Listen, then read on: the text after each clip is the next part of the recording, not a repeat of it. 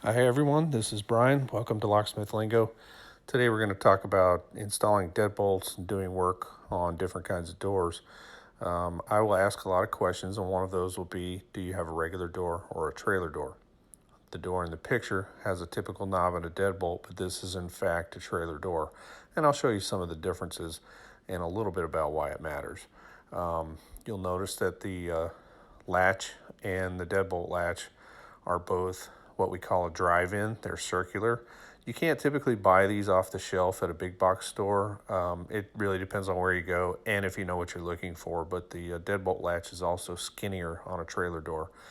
And you'll notice here that there's a lip on the outside of the door that extends out. You don't normally see that on a typical home construction. And there's also weather stripping there. And the reason that the latch is skinnier, you'll notice in this picture, the deadbolt latch is real skinny. It also doesn't stick out from the door as far. And that's because it has to mate into a couple of strike plates that don't allow for very much adjustment, and they don't have any room behind them for a deadbolt to throw very far. And here they are in this picture. They don't allow for much adjustment at all. They're kind of difficult to work with if there are issues with the door. So that's why I'll ask, do you have a trailer door or do you have a regular door? Thanks for watching.